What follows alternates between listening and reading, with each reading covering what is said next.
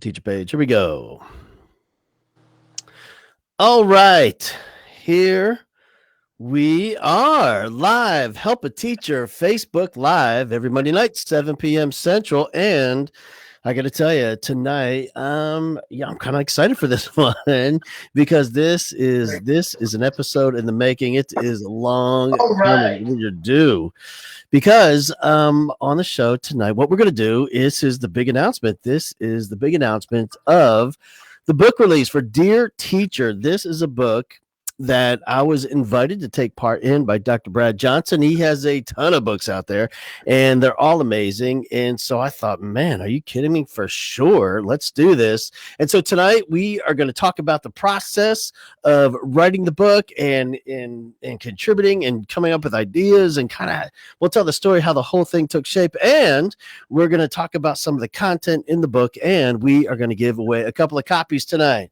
So, man, I appreciate you joining us. We're going to have a good time. And here we go. Dr. Brad Johnson, all the way from where? You're in Georgia somewhere, aren't you? Yeah, I'm in Georgia. Yeah.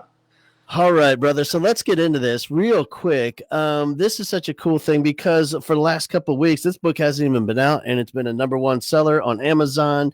And so if we could, let's go back to the very beginning when I'm not even sure. Do you even remember how it came to be an idea to collaborate on this book together? Yeah, I think it was after you interviewed me. Maybe last spring. I think so. Yeah. And we just, there was just like that rapport and that kind of bro thing. Yeah. So we just hit it off. But yeah, and we had so much in common. And I think when people read the book, they're going to see that even with our writing styles. But, it's just a book that I wanted to write for a long time. I've written books on leadership and things like that, but I wanted one really for teachers, just to, kind of a daily, not just inspirational, but it is inspirational, but just, quotes and anecdotes and things like that. And, after we talked and with your experiences and background, it just seemed like it would be a good partnership. And man, it was. Yeah, I got to tell you, brother, the whole thing with the coming together on this book, you're right. When we first talked, to like that first interview, I think what it was that we it was almost as we were finishing each other's sentences. We had the same beliefs and the same ideology and the same approach to kind of what this teaching thing is all about. And I really believe that, the collaboration was going to work. I got to tell you, man, the only thing I was worried about, what I was really worried about, I was terrified of trying to write such short chapters because all my stuff is like really long form. And I thought, man, how am I going to condense it down into these short chapters? But I think we did a pretty good job. Yeah, I do too. But I'm glad we didn't want just like quotes on a page, the same old boring thing people read in a like a quote book or something like that. So we wanted the anecdotes and the stories because I think that's how teachers will connect. And the other thing is so that teachers don't feel like they are alone or isolated. They're going to probably read most of these stories and shake their head and agree and have similar experiences, or hopefully it's an inspirational thought or theme that will help encourage them and support them. Especially this year with, as tough as it's been. So I'm glad we have a little meat to the bone, I guess you could say. Yeah, for sure. I think that's the key. I think you're right, man. Like, as far as professional development and books for teachers are concerned, there's, strategy is great and pedagogy is awesome and instructional technique is fantastic. However, if a teacher really isn't connected with their purpose and really connected with the passion for teaching kids and making a difference in the lives of kids and being the most influential adult in their lives, man, none of that stuff really matters. And I think what our hope was to just provide a daily book where teachers can come and just, and there's just a few paragraphs that they can read to help them stay inspired and stay connected with their passion for making a difference in the lives of kids. Absolutely. And hopefully, we provide, what have we got, over 50 years of experience between us, that some insight and takeaways that they can either apply or just reflect on with their own teaching to hopefully help keep them motivated and encouraged. And ideas, like you said, it's not about, we don't have 6 steps to classroom management, but hopefully one of them will inspire them with connecting with the students in a way that does benefit classroom management. The whole thing, my whole style, as a speaker and a consultant and all the materials and the content I've ever produced, I don't think I've ever produced anything that was says 5 steps to something. It's kind of like you, because what I found is, teachers, they just don't connect with that because their immediate thought is, well, he doesn't have Stephen in his class, because if he had Stephen, he would know that would never work. So I think that our whole goal is provide ideas and stories and anecdotes and just some thoughts where teachers can read into that and find the meaning themselves and find what would apply, and they can customize it to fit their classroom. Well, think of even in, think of a school setting. Everybody loves data, but nobody remembers data. But Right. what we remember is stories. And like you said, the anecdotes, the experiences. And those are the things that really help us improve our teaching, not just some, abstract numbers from some group of students, on a test that's questionable at best. Yeah, man, that's true. I don't think I can, I can't remember a time where a teacher has thought back in time and thought, man, I'll never forget that year when they showed us that pie chart on student performance. That really had an impact. What they talk about are the stories and the kids and the moments and the small moments that they remember forever. And that's really, I think, what we tried to capture in the book are those moments that we've experienced and witnessed, experience those experiences in others teachers' lives, and been able to share that. And Trisha, one of my favorites, she says her book arrived today, and I know there's been some others where they posted the picture of their book on their doorstep, or they screenshot the Amazon delivery, said your book has been delivered to your doorstep. So that's pretty exciting. Yeah, I've had several on Twitter that have posted already, and yeah, it's awesome. And the thing is too, like I've already got several comments on, like just some of the stories that have already affected them just in reading. We hope it is a daily thing, but teachers, they're gonna, some of them sit down and just devour the whole thing at once, which is fine too. But then they can go back through and take day by day and hopefully get inspiration and motivation for each day to do, be their best self. That's really, I know with your speaking and with mine too, our goal is not to give them some tricks or this is how you need to do it, but it's just helping them bring out what they already have inside of them to be their best.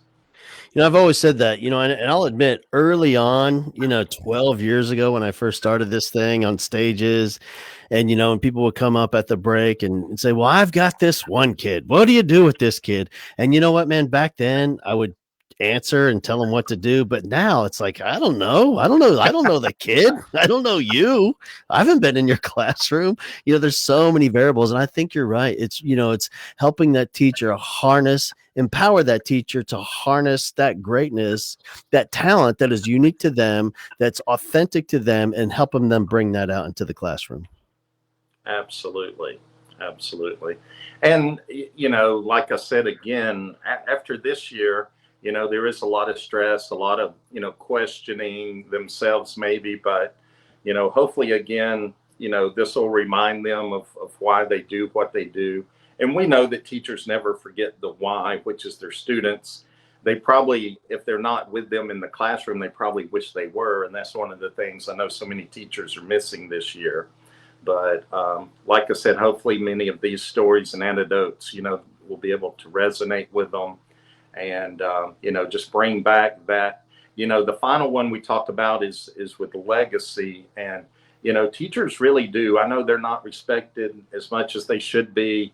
But man, the influence they have on students, I don't think there's a person that can't think back to a teacher that impacted their life tremendously. And for most of us, we can remember several. And again, it has nothing to do with data. We may have liked the subject, but we probably liked the teacher and the connection that we had them the most.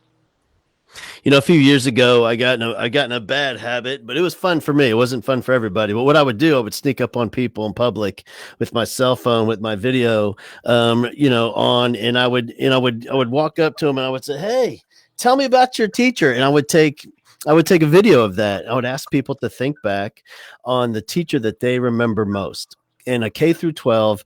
And I'll tell you, man, I probably did 100 videos, and every single person had a teacher that they could remember in detail. And I'm talking, it was from people in their 20s to people in their 80s. Everyone had a story about a teacher. The only time where I thought I stumped somebody, I was in the drive-thru at Starbucks. I was ordering a coffee, and I said, "Hey, do me a favor. Tell me the name of your favorite teacher from elementary school." And she goes, "Oh my gosh, I can't think. I'm so sorry." But by the time I got to the window, she had like 7 names that she remembered by the time I finally got to the window. So it's 100%, man. Everybody remembers a teacher. Everybody has a story. And I think that legacy part of this profession is like one of the most, I mean, that might be the coolest thing of all. Yeah, absolutely. And that's the thing sometimes that teachers lose sight of in the day-to-day grind.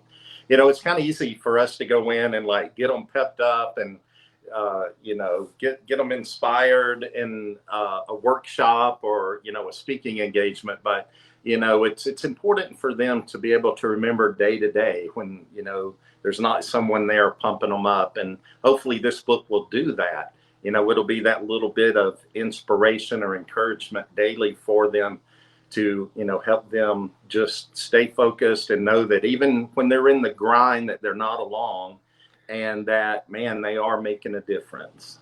It's so true. I think, unfortunately, one of the things that we kind of get in the habit too, I know I did, as a classroom teacher, is when I was struggling, is walking into the hallway and grouping up with the other teacher and say, "Oh my gosh, I'm not going to believe what happened in class today," and they would say, "Oh, you think you had it bad? Let me tell you what happened to my class." And then the third person would try to top that, and just this downward spiral of negativity. And I know that's part of it. Like I think that is clearly part of trying to process what is happening, because it's such an emotionally painful job at sometimes. But in addition to that, what I really hope with this book is it can also inspire some positive and help teachers facilitate positive, empowering conversations that help them connect with what this job is really all about. Absolutely. You can walk in a school and tell the culture pretty quick, how the front office talks, how the teachers talk in the hallway. And so, yeah, if we can even just change the conversation a little bit and keep it focused positive or back on, those types of memories and engagements and stories, then hopefully, it helps with the culture as well to, kind of redirect towards, focusing on, yeah, those kids are, some of them drive you crazy, but, what can we do to help them? Because, they've got a purpose. They want to be successful, whether they act like it or not, whether they, show it in class, nobody wants to be a failure in life. And so, just figuring out how to make those connections with them and help them, believe in themselves. I say all the time, help students believe in themselves, even if they don't yet. And teachers Yes. do that amazingly. Believe in that kid enough for the both of you until that kid can step up and believe in himself for sure. Hey man, I'm curious because you've written a ton of books, and what was the first book that you wrote? When was that? Oh man, yeah, I'm showing my age. The very first one was about 11 or 12 years ago. It was called The Edutainer. And it was really all about it. It wasn't as entertaining as it sounds, maybe, but it was about how to, build those connections in the classroom, like responsibility, respect, relationships, relevance. It was basically those R's that we need to, make makes education more engaging. I truly believe that, the statistics say that students find pop culture more relevant than they do education.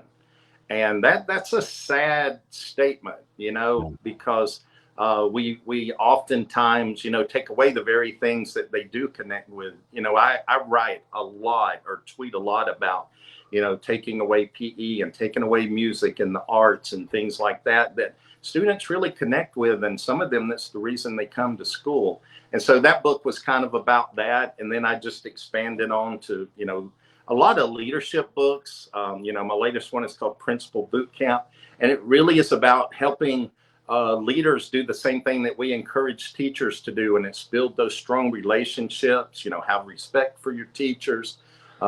Take care of your teachers, show them appreciation, help them be their best. Because if they're their best, they're going to bring out the best and do their best for their students. Man, of all the things in education I have seen, I mean, we've had so many dramatic advances and improvements. But for me, one of the things I've noticed most has been just the increase in effective leadership and from principals. I mean, really, what it's about is social media. I think prior to that, it was really hard for principals to find other principals and to learn and to grow and connect so they could serve teachers. And I think prior to social media, prior to the last maybe 15 years, there was a lot of talk about servant leadership and serving teachers, but there wasn't a lot of action. But now, man, I can't tell you how many schools I go to and I find really incredible principals serving teachers. Right. Oh, absolutely. And it the administrators are the thermostat to the school, and when they can create the right kind of culture for teachers to be successful, man, teachers can do amazing things. Yeah. I think really that's the only thing I know as a classroom teacher. It was the only thing I ever really wanted. I just wanted support. I wanted some inspiration, and then I wanted some freedom. Just let me do my thing. Just I don't need anybody holding my hand. I don't need a lot of feedback. Just let me do my thing. I promise it's going to be good. I think for most teachers, that may be true. Well, and if there are any administrators that are listening now or that hopefully will listen this week, one of the things I always say is we hire teachers for their strengths, but then we manage them for their weaknesses. Where can you improve? And what we need to do is help them develop those talents that we're hiring them for and let them really just bloom and grow like you were talking about. All of us want that. We're professionals. We have degrees and certifications. We have talents that we bring to the classroom. Let us flourish in those talents and really make a difference. It's almost as if trying to improve those weaknesses is simply part of the education culture. That's what we do as teachers with our kids because we got to get them to pass the state test, and we really don't have a lot of time to invest in their strengths because we got to pull their weaknesses up so they can pass that test. But then in terms of leadership, from a principal or school leader perspective, many times it's the same thing where they think they have to bring up those weaknesses they may or may not see in an educator. However, you're right, man. I've just seen it time after time. What's more effective is to support that teacher and to exploit their strengths and maybe have somebody else handle what they're weak at. And that brings us back to this book, Dear Teacher. I mean, one of the themes that I think you and I kind of have throughout the book is that, teacher, you do have talents and you are unique and you have talents that nobody else has. And use them, bring them out, be brilliant, be your best self. And man, you're going to do amazing things for your kids, for your students. I think for years, when I was a teacher, in the very beginning, my first 4 or 5 years, I was really looking at other teachers and try to think, how can I be like that teacher? How can I manage my classroom the way they manage their classroom? How can I do those things rather than being given the permission to be authentically me in my style and being 100% fully me. And I think for me, that's when I really felt like I started to grow and started to excel as an educator, when I was able to just be me in front of the kids without apology. And, that's when things really started to turn around for me. Yeah, absolutely. I noticed that Tricia said an occasional attaboy or that a girl for the teachers. And That's one of the things I encourage administrators to do is with an informal observation, leave the butt behind. That's what I did as an administrator. And by that, I mean, give them an attaboy, tell them one good thing or one great thing they did, leave them a note. And you don't have to say, but this or but that. Yeah. It's like you said, administrators feel like they have to always add a critique or something, because that's part of their job. They have to do it. But, occasionally, if it's an informal, just praise them. Leave them that note, send them an email later, brag on them in front of the students and let that be it. Man, that'll make their day. That'll make their week. Yeah, that's so many teachers are really used to, an administrator coming by and doing the fishbowl thing when they look in the window of the classroom, like, look like they're looking in the aquarium, and then and then just walking off. My aquarium. Yeah, exactly. That's what it looks like. Yeah. Yeah. But if you just taken the time, just a quick note or a text or an email, like, oh my gosh, and something specific. I saw Jeremy in the front row. That kid was paying attention. I haven't seen that kid pay attention in 3 years, and you had him paying attention today. Way to go. Like that tiny little thing. I mean, that is fuel for weeks for a teacher. Yeah, absolutely. And when they don't get that, hopefully they can just open the book and get a little bit of encouragement and inspiration. And like I said, hopefully feel like they're not alone, Man, I really hope that one of the things I hope that we can see in terms of culture in classrooms is, and I know this is, this is kind of a spreading away across the country. I know in Kansas, there's a lot going on with teacher leadership roles for teachers, and really taking on that role where they can establish culture in their classroom and in their hallway, and to inspire each other and to support each other, rather than hoping that culture is going to be created by that one person with the big office at the front of the school, when really teachers in the classrooms can do that for themselves. Absolutely. I mean, you and I have talked about before. I mean, the teachers in the classroom, man, they're leaders. They have as much experience and expertise, a lot of times more than their administrators. And it's so underutilized. And, a good leader will say, hey, man, I'm going to take advantage of that expertise and that experience and help make our culture even more dynamic. I can't tell you, I'm sure I'm not the only one, but I remember being in the classroom and having, an assistant principal come, to do a walkthrough, an observation, have their clipboard. And this person, I think I've been teaching longer than this kid's been alive. And I'm thinking, you've got to be kidding me. And I know it's not professional. I get it. And I know it's immature as a professional educator, but I would sit there and think to myself, are you seriously judging me and what I'm doing? This, you taught for 4 years. What are you doing? But I know it's hard, as an administrator. I get it. Like, it's hard. I'm sure that they're feeling insecure in that role many times. Well, that was what I was going to say. Some of them may actually feel insecure when, they're in the room with a teacher. One of my good friends that I share one of her experiences in the book. She's probably the best teacher I've ever seen. I mean, she just was, amazing. And everybody knew it. I mean, I thought I was a good teacher, but I knew she was, even above that. And, but yeah, she would do this thing where if administrators come in, she would make them answer a question on whatever they were talking about in class. And so it would keep them out a lot of times. I would only go in her class as administrator when she was teaching science, so I would have a chance. But the kids loved that. It was such a fun game. And it wasn't just administrator, but any adult that come in the class, she would ask them a question. And the kids would know it, and a lot of times the adults wouldn't. But it would just be such a fun little game and the kids just loved it. Man, I can't tell you. Here's the funny thing, and I'm sure you would admit to this. I talked about this live with Todd Desloney, and there's a couple other guys that we've talked about this openly on here, and that is, I think that's the secret. A lot of times, people think because, you're a speaker and you're an author and schools consult with you and bring you in and talk about culture, and we keynote conferences and all that stuff. But the truth is, every time I go to a school and I'm speaking at a school, I'll walk down the hallway, and within 5 minutes, I'll find some teacher that is way better than me. I mean, like it's not even close. And I'm thinking, what are you having me to get that lady to talk? She's amazing.